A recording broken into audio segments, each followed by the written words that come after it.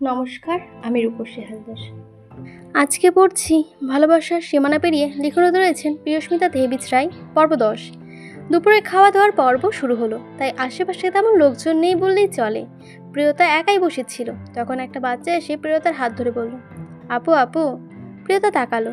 একটা 5 বছরের গুলুমুলু ফ্রক পরা বাচ্চা মেয়ে ওর হাত ধরে টানাটানি করছে।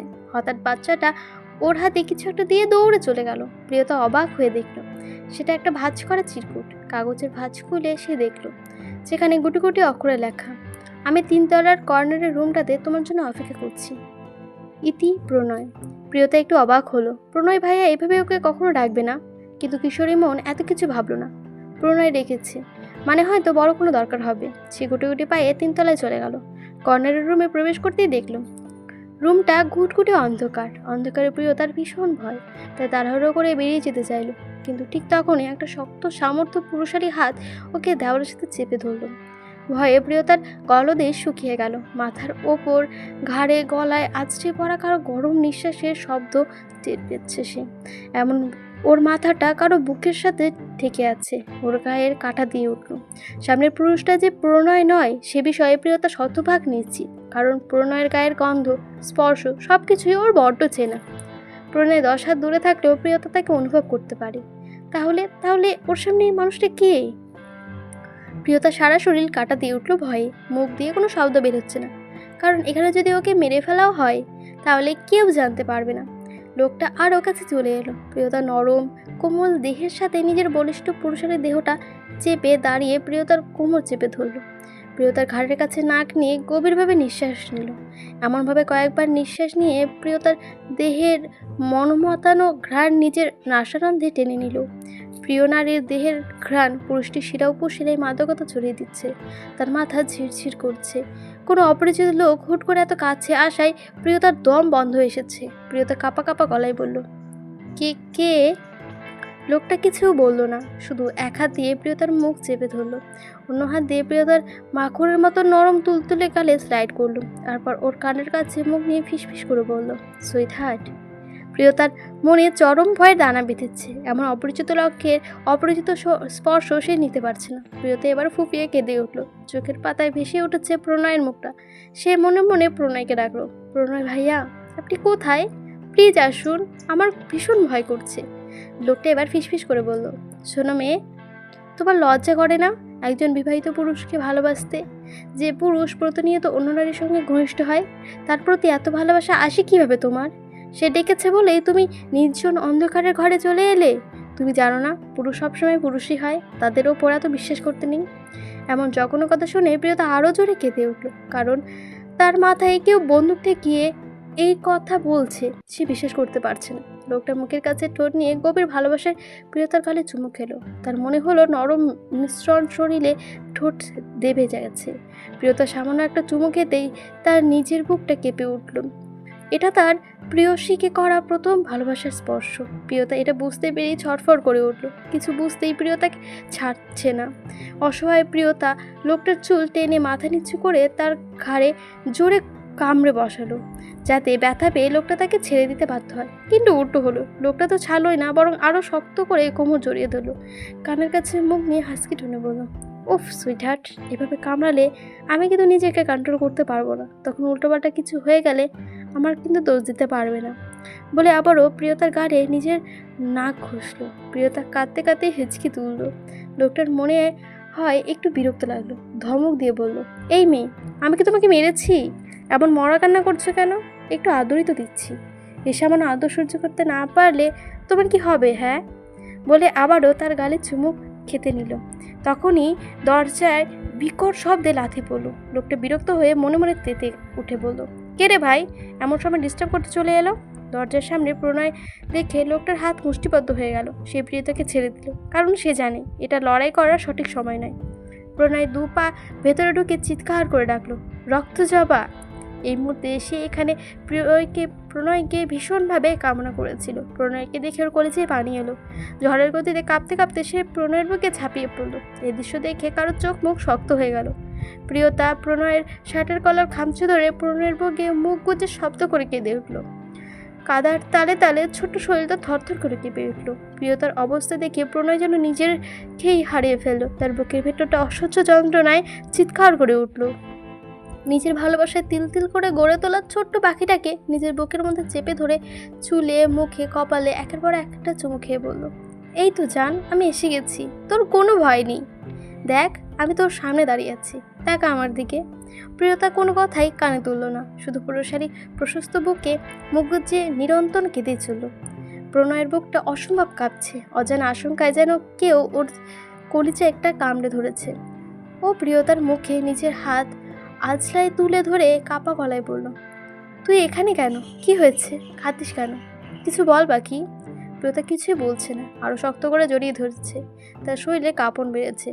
প্রণয় ওকে কোলে নিয়ে রুমের বাইরে এসে আলো দাঁড় করালো। কান্নার চাপে লাল হয়ে যাওয়া ফর্সা গোলাপি মুখের দিকে তাকালো। নীলাভ চোখের দিকে গভীর দৃষ্টি দিয়ে বোঝার চেষ্টা করলো ঠিক কি হয়েছে। কিছুটা বুঝতে পেরে ওর মুখের রং বদলে গেল। তার হাত মুষ্টিবদ্ধ হলো, কপালে শিরা ফুলে নীলবর্ণ ধারণ করলো। তবুও সে চুপ, কারণ সে প্রিয়তার মুখ থেকে শুনতে চায়। সে প্রিয়তাকে শক্ত করে নিজের বুকে জড়িয়ে ধরল, শান্ত হওয়ার সময় দিল। ওর বলিষ্ঠ বুকের উষ্ণতায় কাঁপতে থাকা নরম শরীরটা ধীরে ধীরে স্থির হলো। 20 মিনিট পর প্রিয়তা মুখ খুলল। প্রণয়কে সব খুলে বলল, যা যা ঘটেছে সব। প্রণয় যা ভেবেছিল তাই। তার চোখ হিংস্রতা ফুটে উঠল। ও প্রিয়তাকে বুকের সাথে জড়িয়ে ধরে কপালে গভীর চুমু খেয়ে বলল, এভাবে আর কেউ কখনো ডাকলে যাবি না, মনে থাকবে? তোর যদি কিছু হয়ে যায়। আর কিছু না বলে সে আবারও প্রিয়তাকে শক্ত করে জাপটে ধরল। প্রিয়তা মাথা নাড়ল। প্রণয় ফোন বের করে পরিণীতাকে কল দিল। একবার রিং বাজতেই পরিণীতা ফোন ধরলো। প্রণয় কিছু বলার সুযোগ না দিয়ে সোজা বলল, তাড়াতাড়ি 3 তলায় আয়। পরিণীতা একটু অবাক হলো, কিন্তু দেরি না করে দ্রুত ছুটে এলো। এসে প্রিয়তার বিধ্বস্ত অবস্থা দেখে হতবাক হলো। কোনো প্রশ্ন করার সুযোগ না দিয়ে প্রণয় বলল, ওকে নিয়ে যা, আর একা ছাড়বি না। ভাইয়াকে কিছু জিজ্ঞাসা করার সাহস পেল না, সে প্রিয়তাকে নিয়ে চলে গেল। প্রণয় ঠোঁট কামড়ে হিংস্র স্বরে বলল, আজ তোকে কেউ বাঁচাতে পারবে না। প্রিয়তার সামনে সব সময় সিকিউরিটি গার্ড পাহারা দিতে থাকা সাধারণভাবে দেখে তাদের চেনা সম্ভব নয়। ওরা সবসময় প্রিয়তার সকল খবর প্রণয়কে দেয়, আর ওরাই প্রিয়তার কিডন্যাপ হওয়ার বিষয়টা প্রণয়কে জানিয়েছিল। আর ওরাই আজকে প্রিয়তার 3 তলায় উঠতে দেখে মনোরকে জানিয়েছিল। সন্ধ্যা 6টা। তালুদার বাড়ি থেকে সবাই শিখদের বাড়ির উদ্দেশ্যে রওনা দিল। প্রিয়তা আর পরিণীতা চলে এসেছে। সাদাব কৌশলে পরিণীতাকে আর পাশের সিটে বসিয়েছে। পরিণীতা মহা খুশি। সাদাব ভাই তাকে অনেক অনেক সুন্দর ছবি তুলে দিয়েছে। পরিণীতা এবার এত আচরে পাকা মেয়ে নয় যে ছেলেদের চোখে দেখে মনের কথা বুঝতে পারবে। তাই সাদাব তাকে নিয়ে কি অনুভব করে তার 0% সম্পর্কে পরিণীতার কোনো ধারণা নেই। সাদাব পরিণীতার উদ্দেশ্যে বলল, ফুলপরি। পরিণীতা বলল, সাদাব বলল, এবার তো আমার গিফটটা অ্যাকসেপ্ট করবে না? প্রিয়তা সাদাবের দিকে তাকিয়ে বলল, ওটা তো আমি সেদিনই নিয়ে গুছিয়ে রেখেছি। সাদাব ঠোঁট কামড়ে হেসে বলল, ওটা গুছিয়ে রাখার জন্য তো দেইনি ফুলপরি। পরিণীতা বলল, তাহলে কি করব? সাদাব বলল, কেন, পড়বে? পরিণীতা বলল, ঠিক আছে। সাদাব পরিণীতার দিকে তাকিয়ে বলল, ফুলপরি, তোমার সবচেয়ে বেশি কি ভালো লাগে? পরিণীতা মনে মনে বলল, আমার মাস্টারমশাইকে। সাদাব বলল, কি হলো, কি ভাবছো? পরিণীতা বলল, না কিছু না। সাদাব কিছু মনে পড়ার ভঙ্গিতে বলল, আজকে তোমার একটা ফোন এসেছিল তখন। পরিণীতা ভুরকুচকে বলল, আমার ফোন? সাদাব বলল, পরিণীতা ছটফটিয়ে বলল, কে ফোন করেছিল? সাদাব বলল, তোমার স্যার। পরিণীতা বলল, কখন? সাদাব বলল, 2টার দিকে। পরিণীতার মনে মনে ঢোক গেল, মাস্টারমশাই ফোন দিয়েছেন, কিন্তু সে জানেই না। সে ফোন বের করে কল লিস্ট চেক করলো। সত্যি ফোন এসেছিল। হোয়াটসঅ্যাপে একটা মেসেজ দেখলো, সেখানে গুটি কয়েক অক্ষরে লেখা, গুরুত্বপূর্ণ কথা আছে, ফোন দাও। আর কিছু লেখা নেই। পরিণীতা অস্থির হয়ে গেল। সাদাব পুরো বিষয়টা লক্ষ্য করে বলল, এনি প্রবলেম ফুলপরি? পরিণীতা সাদাবের মুখের দিকে তাকালো, জোরপূর্বক হাসার চেষ্টা করে বলল, কিছু না। সাদাব বলল, ও। তার ভীষণ ইচ্ছে করছিল পরিণীতার হাতটা একটু ছুঁয়ে দেখার, কিন্তু পরিণীতা কি ভাববে তাই ভেবে সে তার তীব্র আকাঙ্ক্ষা চেপে গেল।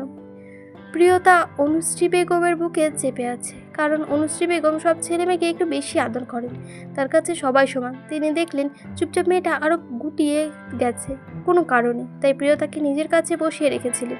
কিন্তু কিছু সময়ের মধ্যেই মেয়েটা বড় আম্মুর বুকে লেপটে চোখ বন্ধ করে নিল। অনুশ্রী বেগম অপার মমতায় মেয়ের মাথায় হাত বুলিয়ে দিয়ে জিজ্ঞাসা করলো, কি হয়েছে ছোট আম্মু? প্রিয়তা আরেকটু নিরিবিভাবে জড়িয়ে ধরল। অনুশ্রী বেগম আর কিছু বললেন না। কিছু সময়ের মধ্যে তারা শিকদার বাড়িতে পৌঁছে গেল। ইনায়া, কুহু, চিত্রা ওদের বাড়ি চলে গেছে। প্রণয় তালুকদার বাড়ি থেকে অন্য কোথাও চলে গেছে। অনুশ্রী বেগম ছেলে মেয়েদের উদ্দেশ্যে কড়া গলায় বললেন, সবাই ফ্রেশ হয়ে বিশ্রাম নিয়ে সোজা ডাইনিং টেবিলে আসবে।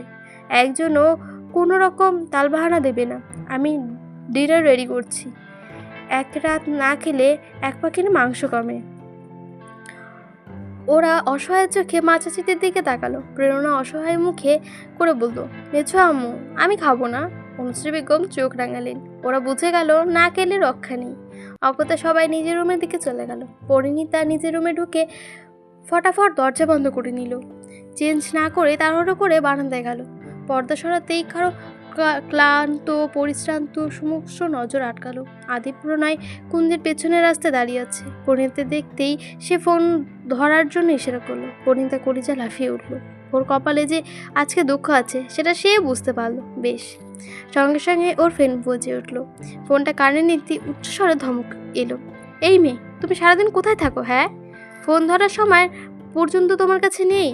আমাকে জ্বালাতে খুব ভালো লাগে তোমার, না? কি সুখ পাও তুমি আমাকে পুড়িয়ে? কেন এমন করো?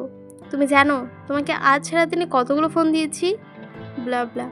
পরিণীতাকে কিছু বলার সুযোগ না দিয়ে আবার বলল, মনে তো হচ্ছে থাপড়িয়ে গাল লাল করে দিই।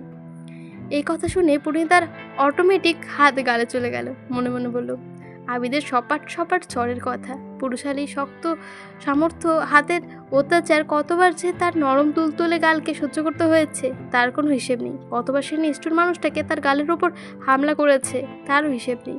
তাই আবার দুই একটা চর লাগিয়ে দেওয়া অস্বাভাবিক কিছুই নেই তার কাছে। অবশ্য রাগ কমে যাবার পর আহা কতগুলো চুমু দিয়ে দিত, আবারও হিসেব নেই। তাই তো এ মানুষটার হাতে চর খেতেও তার মন্দ লাগে না, মিষ্টিই লাগে। পরিণীতা কাপা কণ্ঠে বলল, সরি মাস্টারমশাই। রিনিরের রানী কণ্ঠটা কানে আসতেই আবিদের বক্ষে শীতল হাওয়ার প্রশস্ত বেয়ে গেল।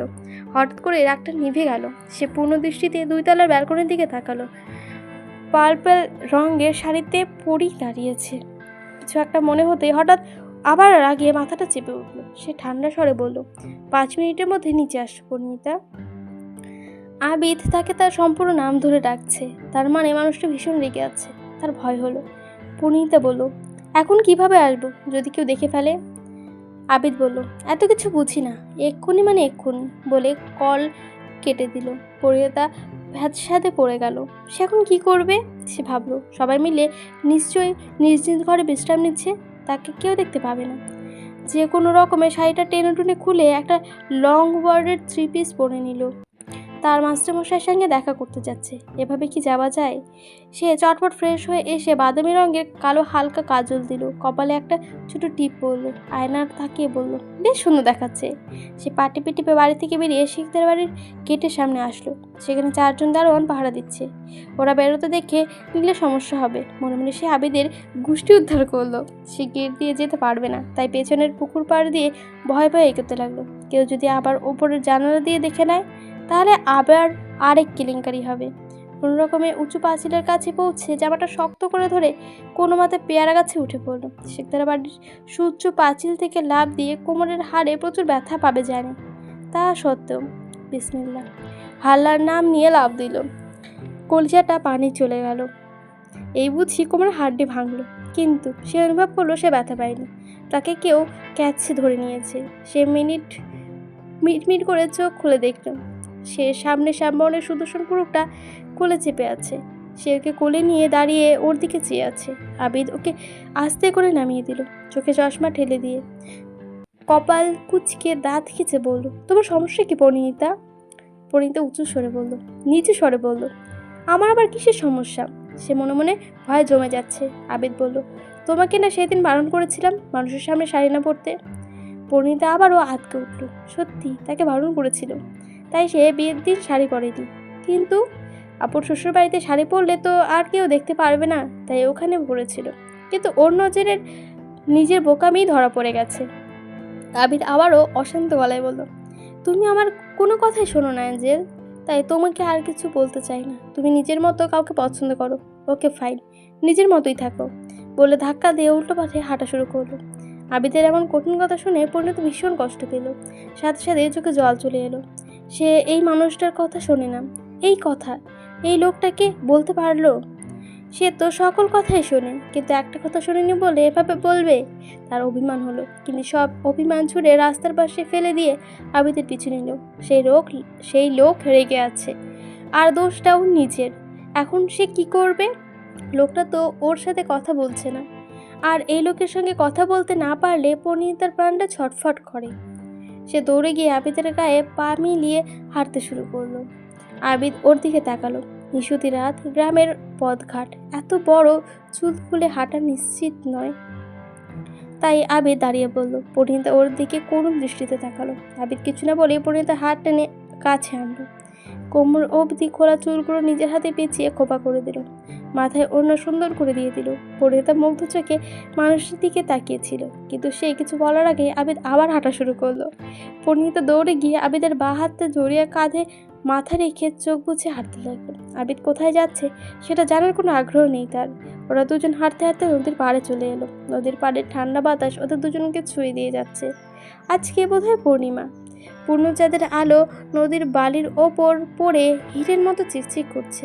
আশেপাশে জ্যোৎস্নার আলোয় আলোকিত পরিণীতার সৌন্দর্য সেই চাঁদের আলোয় ঝলমল করছে। আবিদ গভীর দৃষ্টিতে ওর বাদামি রঙের কাজল পরিহিতা টানা টানা চোখের দিকে কিছুক্ষণ তাকিয়ে রইল। পরিণীতা ভারী চোখের পল্লব একবার ঝাপটিয়ে আবিদের দিকে তাকালো। এই যে পৃথিবীর শ্রেষ্ঠ সুন্দর পুরুষ। পরিণীতার করুণ চোখে তাকিয়ে বলল, সরি মাস্টারমশাই, এই কান ধরছি, প্লিজ আমার সাথে কথা বলুন। আপনি কথা না বললে আমার ভীষণ কষ্ট হয়। আবিদের মায়া হলো, কিন্তু সে গলল না। সেখান থেকে সরে গিয়ে বালির ওপর বসলো। এবার আবার পরিণীতার কান্না পাচ্ছে। সে ঝাপসা চোখে আবিদের দিকে তাকিয়ে বিনা বাক্যে বুকে মাথা রাখলো। কিছুক্ষণ চুপ থেকে কান্না মিশ্রিত কণ্ঠে বলল, মাস্টারমশাই, আমি আপনাকে ছুঁয়ে কথা দিচ্ছি, আমি আমি আপনি ছাড়া আর কারো সামনে শাড়ি পরবো না। তবু আপনি আপনি আমাকে দূরে ছেড়ে দেবেন না। আমার যে খুব কষ্ট হয় আপনি রাগ করে থাকলে, বলে ফুফিয়া কেঁদে উঠল। আবিদ এবার সম্পূর্ণ গলে গেল। সে কি আর অ্যাঞ্জেলের ওপর রাগ করে থাকতে পারে? এই মেয়েটার চোখের পানি তার বুকের তীরের মতো আঘাত আনছে। সে বুক থেকে পরিণীতার চাঁদের মতো মুখটা হাতের আঁচড়ায় নিল। গাল বেয়ে গড়িয়ে আসা চোখের পানিগুলো নিজের ঠোঁটে শুষে নিল। পরিণীতার চোখ বন্ধ করে আবিদের টি শার্টের গলা খামচে ধরল। আবিদ ওর তুলতুলে নরম গালে গভীর চুমু খেলো। পরিণীতার সর্বাঙ্গ কাটা দিয়ে উঠল। সে এই মানুষটাই বড্ড চায়, কিন্তু সে আজ কাছে আসলে দম বন্ধ হয়ে আসে। আতঙ্কিত পুরুষের কাঙ্ক্ষিত স্পর্শগুলো তার সহ্য হয় না, দম বন্ধ কর অনুভূতি বলে মনে হয়। আবির তাকে নিবিড়ভাবে নিজের কাছে টেনে নিয়ে পরপর কপালে চুমু খেলো। মনে মনে বলল, অ্যাঞ্জেল, তোমার হয়তো অনেকজনের অভাব নেই, কিন্তু আমার কাছে আমার মা বাবার পরেই তুমি সেই, যে আমার জীবনের অবিচ্ছেদ্য অংশ। তুমি যে আমার কাছে বড্ড দামি, যাকে হারালে আমি বাঁচতে পারবো না। লোকে বলে প্রিয় মানুষ হারালে নাকি কেউ মরে যায় না, বেঁচে থাকার মরার মতোই, কিন্তু আমি সত্যি মরে যাব। তাই আমি তোমাকে কোনো কিছুর বিনিময়ে হারাতে চাই না। তুমি আমাকে কি মায়ায় বেঁধেছো জানি না, শুধু এইটুকুই জানি তুমি আমার নিঃশ্বাস, আর নিঃশ্বাস ছাড়া কেউ কিভাবে বাঁচবে। বলে আবারও পরিণীতার কপালে চুমু খেলো, কিন্তু না বলেই যেন ওরা দুজনা অনেক কিছু অনুভব করে নিল। পরিণীতা শক্ত করে আবিদের বুকে মাথা রাখলো। আবিদের গা থেকে ছুটে আসা পরিচিত পুরুষালী সুঘ্রাণ, যা সে নিঃশ্বাসের সাথে ভেতরে টেনে নিচ্ছে। তার প্রচুর সুখ সুখ অনুভূতি হচ্ছে। এই মানুষের আশেপাশে থাকার জন্য তার কত বাহানা। তার স্পর্শ, তার গায়ের গন্ধ ছাড়া পরিণীতা বেশি সময় থাকতে পারে না। এই শ্যামবর্ণের পুরুষে বড্ড আসক্ত। লোকে বলে শ্যামবর্ণের মানুষ নাকি সুন্দর হয় না, অথচ পরিণীতা এই মানুষটার দিক থেকে চোখ ফিরিয়ে থাকতেই পারে না। লম্বা পুরুষালী দেহের গঠন, ওই তামাটে মুখের আলদোল দিয়ে কত মায়া, যা চুম্বকের মতো পরিণীতাকে আকর্ষণ করে প্রতিনিয়ত। আবির তার প্রাণের থেকেও প্রিয় অ্যাঞ্জেলকে বুকে নিয়ে চোখ বন্ধ করে আছে। একজন পুরুষের কাছে এর থেকে বেশি সুখ আর কি হতে পারে? সে তার ভালোবাসার মানুষকে নিজের সাথে জড়িয়ে রেখেছে। এত সুখের পর যদি মৃত্যু আসে, ওর আক্ষেপ থাকবে না। সে জানে আজ না হোক কাল তো মৃত্যু আসবেই। তেরে জ্বরে যে মিশ খায় না, সেটা আবিদ খুব ভালো করে জানে। আর শিকদারা কেমন সেটাও সে ভালো করে জানে। সব জানার পরও এই মেয়েটার ভালোবাসায় সে নিজেকে হারিয়েছে। মাসুল যে তাকে দিতেই হবে, কিন্তু সে ভেবে নিয়েছে যাই মাসুল দিতে হোক না কেন, নিঃশ্বাস বন্ধ হওয়ার আগ পর্যন্ত সে তার পরিণীতার হাত শক্ত করে ধরে রাখবে। তাদের পরিণয় হবে কি না জানে নাই, কিন্তু সে এই মেয়েটার জন্য এতটাই উন্মাদ যে মৃত্যু আসলে আসবে, তবু পরিণীতা ছাড়া সে থাকতে পারবে না। এসব ভেবেই সে পরিণীতার চুলের খোপায় মুখ কুচল। প্রাণ ভরে প্রিয় ঘ্রাণটা ফুসফুসে টেনে নিয়ে আদুরে স্বরে বলল, অ্যাঞ্জেল। পরিণীতার বুকে মাথা গুছিয়ে বলল, হুম। আবিদ বলল, জিজ্ঞাসা করলে না কেন এত ফোন দিয়েছিলাম? পরিণীতা উৎসাহী কণ্ঠে বলল, কেন? আবিদ মনে মনে বলল, গাধা, কিন্তু মুখে বলল, আমি চাকরি পেয়েছি। পরিণীতা খুশিতে লাফিয়ে উঠল, সত্যি? কবে? আবিদ বলল, 2 দিন পর জয়নিং। পরিণীতা বলল, তাহলে এই আনন্দে আমাকে কোলে নাও। বলে হাত দুটো বাড়িয়ে দিল। আবিদ ভ্রু নাচিয়ে বলল, কোলে নেব? পরিণীতা কোনো জবাব না দিয়েই নিচের গলায় ঝুলে বলল। আবিদ তাকে কোলে নিয়ে কয়েক চক্কর দিল, নামিয়ে দিয়ে নিলেই পরিণীতা চিৎকার করে বলল, একদম নামাবে না। আবিদ দুষ্টুমি হাসি দিয়ে বলল, তুমি যে ওজন, আমার হাত এখনই খুলে পড়ে যাবে। পরিণীতা রেগে গিয়ে আবিদের গলার কাছে টি শার্ট সরিয়ে জোরে একটা কামড় বসালো। আবিদ ঠোঁট কামড়ে ব্যথা হজম করে নিল। আরও কিছুক্ষণ পরিণীতাকে কোলে রাখার পর হঠাৎ কিছু মনে পড়তেই নামিয়ে দিল। পরিণীতা মুখ কুচকালো। আবিদ পকেট থেকে কাগজে মোড়ানো কিছু একটা বের করলো। পরিণীতা উচ্ছ্বাসিত গলায় বলল, এটা কি মাস্টার মশাই? আবিদ বলল, একটা জিনিস। পরিণীতা হাতে দিল। পরিণীতা দেখলো 1 ডজন লাল কাচের চুড়ি। সে খুশিতে লাফিয়ে উঠল। আবিদ বলল, সোনার চামচ মুখে নিয়ে জন্মানো মেয়েটা 50,000-এর অতি সাধারণ জিনিসেও কতটা খুশি। 50 টাকার অতি সাধারণ জিনিসেও কতটা খুশি। এই জন্যই তো সে এই মেয়েটাকে ভালোবাসতে বাধ্য হয়েছিল, আর এখন সে প্রেমে পাগল হয়ে গেছে। পরিণীতা আবিদের পায়ের ওপর ভর দিয়ে উঁচু হয়ে দাঁড়ালো। কষ্ট করে আবিদের চুলগুলো টেনে মুখটা নিচে নামিয়ে কষে একটা চুমু খেলো। আবিদ মুচকি হাসলো। পরিণীতার লাল লজ্জায় মুখটি হয়ে গেছিল। চুড়িগুলো আবিদের দিকে বাড়িতে বলল, আনরোমান্টিক বেড়া মানুষ, পরিয়ে দাও। বলে নিজের হাতটা এগিয়ে দিল। আবিদ মুগ্ধ হলো। নিজের হাতে এক এক করে যত্নে নিয়ে চুড়িগুলো প্রিয়তমার হাতে পরিয়ে দিল। এরপর 2 হাতে তার ওতে গভীর চুম খেলো। পরিণীতা আরও লজ্জায় লাল হলো। আবিদ বলল, বাড়ি যাবে না? অনেকক্ষণ হলো। পরিণীতা আঁতকে উঠল। সে বাড়ির কথা ভুলেই গিয়েছিল। এখন যদি কেউ খুঁজতে আসে তাহলে তো সর্বনাশ হয়ে যাবে। আবিদ ফোন করে সময় দেখলো, রাত 8টা বাজতে 5 মিনিট বাকি। পরিণীতা বলল, আমাকে বাড়ি যেতে হবে। আবিদ ওকে তুলে নিয়ে বলল, একটু আগেই না কোলে চড়তে চেয়েছিলে, চলো তোমাকে কোলে নিয়েই দিয়ে আসি বাড়িতে। পরিণীতা আবার ওই বাড়ির কথা ভুলে গেল। লজ্জায় রাঙা মুখটা প্রিয় মানুষের বুকে লুকায়। আবিদ পরিণীতাকে আগের মতো পেছনের পাঁচিলে তুলে দিল। তারপর বলল, সাবধানে, যদি একটু ব্যথা পাও হাড্ডি গুঁড়া করে ফেলবো। পরিণীতা আবার আবিদের গালে কষে দুটো চুমু খেয়ে লাফ দিল। আবিদ তৃষ্ণা হাসি হাসল। পরিণীতা চোরের মতো বাড়িতে ঢুকতে গিয়ে সদর দরজায় সাদাবের সাথে ধারাম করে বাড়ি খেয়ে পড়ে যেতে নিল। সাদাব হাত টেনে তুলে ধরল। তারপর বলল, সামনে ফুল পড়ি। পরিণীতা আঁতকে উঠল। সাদাব তীক্ষ্ণ দৃষ্টিতে তাকিয়ে আছে। সাদাব বলল, কোথায় গিয়েছিলে? পরিণীতার গলা শুকিয়ে গেল। ভয়ে মেয়েটার বুক ধুকপুক করছিল। কোন রকমে বলল, ঘরে গরম তাই বাইরে বাতাস খেতে গিয়েছিলাম। সাদাব ভ্রু কুঁচকাল। সে হতবাক কণ্ঠে বলল, সব জায়গাইতে তো এসি লাগানো, গরম কোথায়? পরিণীতা বিরক্ত হয়ে বলল, এই কৃত্রিম বাতাসে আর ভালো লাগে না, ফ্রেশ এয়ার খেতে গিয়েছিলাম। সাদাব বলল, তাহলে আমাকে বলতে, 2জন মিলেই যেতাম। পরিণীতা বলল, আমার প্রচুর মাথা ব্যথা করছে।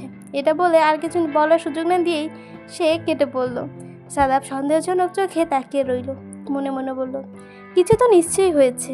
বোকা মেয়েটা গুছিয়ে মিথ্যা বলতে পারে না। এই যে এতক্ষণ মিথ্যা কথা বলছিল সেটা ওর চোখ দেখেই বলে দিয়েছি। কি খিচুড়ি পাকাচ্ছে কে জানে, নজরে রাখতে হবে। বলে চলে গেল। রাত 9টা। হাসপাতাল থেকে ইমার্জেন্সি কল আসায় শুধুকে দুপুরে 2টোর দিকে বিয়ে বাড়ি থেকে চলে আসতে হয়েছিল। একজন রোগীর অবস্থা অত্যন্ত সংকটজনক, ইমিডিয়েটলি সার্জারি করতে হবে। তাই সে সবার আগেই ওটি রেডি হয়ে রেখেছিল। এসে অপারেশন থিয়েটারে ঢুকে পড়ে। টানা 6 ঘন্টা অপারেশন শেষে গুটি কয়েক বের হয়ে শুদ্ধ। সে কানাডার শীর্ষস্থানীয় হার্ট সার্জনদের একজন, তাই বাংলাদেশে তার চাহিদা তুঙ্গে। তবে সে সব রোগীর অপারেশন করে না, শুধুমাত্র যাদের অবস্থা একেবারে সংকটজনক কেবল তাদেরই অপারেশন করে। সে ওটি থেকে বেরোতেই পেশেন্ট পার্টির উদ্দেশ্যে বলল, now he is out of danger. রোগীর বাড়ির লোকজন শ্রদ্ধার চোখে তাকিয়েছিল তার দিকে। তুহিনা তার পাশে দাঁড়িয়েছিল। ডক্টর আবদ্ধ চৌধুরীর শুদ্ধ 10 জন স্পেশাল অ্যান্টিস্টারদের মধ্যে সে একজন। তুহিনা সব সময় শুদ্ধর সঙ্গে লেগে থাকে। তার এই গায়ে পড়া স্বভাবে শুদ্ধ যে কতটা বিরক্ত তা তো আপনারা জানেনই। তবে হাসপাতালের লেডি ডাক্তার ও নার্সরা তাদের ক্রাশের সঙ্গে তুহিনের এমন চেপে থাকা মোটেও পছন্দ করে না। তারা প্রচণ্ড জেলাস। তাদের স্বস্তির বিষয় একটাই, ডক্টর চৌধুরী মেয়েটাকে মোটেও পাত্তা দেয় না। ফলে তারাও তুহিনকে ভালো চোখে দেখে না। তবে এতে তুহিনের বিশেষ কিছু আসে যায় না, কারণ সে তো ডাক্তার হয়েছে শুদ্ধ আশেপাশে থাকার জন্য। রাত 8:30। এর দিকে শুধু ক্লান্ত হয়ে নিজের কেবিনে গায়ে অ্যাপ্রনটা খুলে পাশে রেখে মাথা নিচু করে বসেছিল। ক্লান্তিতে সারা শরীর জড়িয়ে এসেছিল। 1 cup strong black coffee order করলো। এরই মধ্যে কি যেন মনে পড়তে তার ফর্সা মুখটা খুবই লাল হয়ে গেল। ক্রোধ ছড়িয়ে পড়ে শিরা উপশিরায়। টেবিলে বাড়ি মেরে পড়ল, তুই আমার গলায় কাটার মতো আটকে আছিস প্রণয়। আমি না পারছি তোকে তুলে ফেলতে, আর না পারছি আমার সুইটহার থেকে সরাতে। উফ, ব্রেনের এত চাপ আর নিতে পারছি না। এমন সময় ঝড়ের গতিতে কেউ কেবিনে প্রবেশ করলো। শুদ্ধ কিছু বোঝার আগেই কলার ধরে নাক বরাবর ঘুষি মারল। শুদ্ধ সামলাতে না পেরে ছিটকে কিছুটা দূরে গিয়ে পড়ল। প্রণয় পুনরায় ওর কলার ছাড়িয়ে কয়েকটা অশ্রাব্য গালিতে বলল, তোর সাহস কেমন করে হয় আমার রক্তজোবার গায়ে স্পর্শ করার? বিশ্বাস কর, আমার হাত পা বাঁধা না থাকলে তোকে এক্ষুনি খুন করে ফেলতাম। ক্রোধে প্রণয়ের কপালে সবুজ শিরা ফুলে উঠেছে। শুদ্ধর রাগ চড়ে গেল। সেও প্রণয়ের নাক বরাবর ঘুষি দিয়ে ঠোঁট বাঁকিয়ে হেসে বলল, কেন, তোর ছুঁয়ে দেওয়ার ইচ্ছে হয়? আমার হয় না বুঝি? তোর রাত বিরতে ঘরে সুন্দরী বউ রেখে অন্য নারীর তেষ্টায় গলা শুকিয়ে যায়, আর আমি তো বেচারা, আমার তো ঘরে বউও নাই। প্রণয় শুদ্ধর বুক বরাবর লাথি মেরে বলল, তোর জন্য আমার জীবনটা নরক হয়ে গেছে। তোর জন্য আমাকে আমার রক্তজোবার থেকে দূরে যেতে হয়েছে। তুই আমার লাইফকে হেল করে দিয়েছিস। শুদ্ধ পাগলের মতো হেসে ঘাড় বাঁকিয়ে বলল, জীবনে কই কষ্ট করলাম, ছোট্ট একটা প্রতিশোধ নিয়েছি। তুই আমাকে আমার সুইটার থেকে আলাদা করেছিলি। গত বছরে আমি তোর পেয়েছি শুধুমাত্র একবার আমার সুইটারকে দেখার জন্য, কিন্তু তুই দেখতে দিসনি। তাই আমি তোকে তোর রক্তজোবা থেকে পার্মানেন্টলি আলাদা করে দিলাম। Simple logic. তুই বেঁচে থাকবি ঠিকই, কিন্তু তোর বুকে যে আগুন জ্বালিয়েছি ওই জন্যই তুই মরতেও পারবি না, বাঁচতেও পারবি না। খুব জ্বলছে না ছুঁয়েছি বল? আমার এতটাও জ্বলে যখন তুই আমার সুইটহার্টকে টাচ করিস। শুদ্ধ আবার ঘাড় বাঁকিয়ে বলল, শালা তুই আমার চিরশত্রু, তারপরও দেখ তোর আর আমার দুর্বলতা এক জায়গায়, এর থেকে দুঃখের আর কি হতে পারে? প্রণয় একই ভঙ্গিতে ঘাড় বাঁকিয়ে বলল, আগেও তোকে আলাদা করেছি, ভবিষ্যতেও করব, বিকজ সে শুধু আমার, শুধুমাত্র এই আবরার শিকদার প্রণয়ের। সে আবার কাছে আছে কি দূরে আছে তাতে আমার কিছু আসে যায় না। আমি তাকে বিয়ে করতে পারলাম কি পারলাম না তাতে কিছু আসে যায় না। তবে সে আমার শেষ নিঃশ্বাস পর্যন্ত শুধু আমারই থাকবে। প্রণয় শিকদার তার জিনিস সে অন্য কারোর অধিকার বরদাস্ত করে না। দুজনেই দেখতে সাইকোপ্যাথদের মতো লাগছে, হিংস্রতাদের চোখ, মুখে এবং ব্যবহার। প্রণয় রিভলভার বের করে শুদ্ধর কপালে তাক করলো। শুদ্ধ পাগলের মতো হেসে বলল, আমি মরে গেলে তোর প্রাণভ্রমরা চিরতরে হারিয়ে যাবে। ভুলে যাস কেন? তোর প্রাণভ্রমরার সিন্ধুকের চাবি আমার হাতে। প্রণয় এগিয়ে গিয়ে শুদ্ধর বা হাতে একটা বুলেট ঢুকিয়ে দিয়ে বলল, ভুলে যাস না, ওটা আমার একার প্রাণভ্রমরা নয়। শুদ্ধর হাত বেয়ে ফিনকি দিয়ে রক্ত বেরোচ্ছে। শুদ্ধ হাসলো। ডান হাতে নিজের ড্রয়ার থেকে রিভলভার বের করে প্রণয়ের হাতে ডান হাতে বুলেট ঢুকিয়ে দিয়ে একই ভঙ্গিতে বলল, ভুলে যাইনি, তবে প্রাণভ্রমরা যদি আমার না হয় তবে তাকে বাঁচিয়ে রেখে কী লাভ? প্রণয়ের হাত থেকেও ঝরঝর করে রক্ত বেরোচ্ছে। শুদ্ধ আবার হেসে বলল, তুই আমাকে মেরে ফেলতে পারবি না, কিন্তু আমি চাইলেই তোকে মেরে ফেলতে পারি। উফ, হাতে মারবো না, জানিস তো কিভাবে মারবো? প্রণয় বাঁকা হেসে বলল, যেমন আছিস তেমনই থাক, বেশি লোভ করিস না, নাহলে তুই মরার আগে আমি তোকে মেরে ফেলবো। সে আমার না হয়ে দূরে থাকুক, ভালো থাকুক, কিন্তু অন্যের হওয়ার চেষ্টা করলে আমি নিজেই তাকে শেষ করে দেবো। প্রণয় শিকদার তার জিনিস সে অন্য কারোর অধিকার বরদাস্ত করে না। তুই আমার দুর্বল জায়গায় খোঁজ পেয়ে গেছিস, তার মানে এটা নয় যে আমি দুর্বল। শুদ্ধ কিছুটা দমে গেল, কিন্তু দমল না তার রাগ। দুজনই আবারও একে অপরের ওপর ঝাঁপিয়ে পড়ল। শরীরের এখানে ওখানে ছিঁড়ে গেছে, থেতলে গেছে। দুজনের হাত থেকে গড়িয়ে পড়া রক্তে পুরো কেবিন পিচ্ছিল হয়ে গেছে। দুজনের হাতে গুলি গুলি ঢুকে রয়েছে। যন্ত্রণা তীব্রতায় ছিঁড়ে যাচ্ছে শরীর। তবুও দুজন বলিষ্ঠ পুরুষ নিজেদের মধ্যেই রক্তের খেলায় মেতে উঠেছে। মাত্র সরতে পা পড়ায় এই কিশোরী কন্যার জন্য। সে তাদের দুজনের তুলনায় ছোট্ট এক মুরগির ছানা। শত শত লোকের জান নিয়ে নিতে একবারও ভাবে না দুজনে ক্লান্ত হয়ে ফ্লোরে লুটিয়ে পড়ল। কি হবে এই দুই পুরুষের? প্রণয়ের ভবিষ্যৎ? সে কি ভালোবাসা পাবে, আর কে ভালোবাসা হারাবে, তা তো সময় বলে দেবে। পর্বটা কিন্তু শেষ হয়ে গেল। কেমন হচ্ছে অবশ্যই জানাবেন। ভালো লাগলে অবশ্যই লাইক কমেন্ট সাবস্ক্রাইব করে দেবেন। আজকে ধন্যবাদ।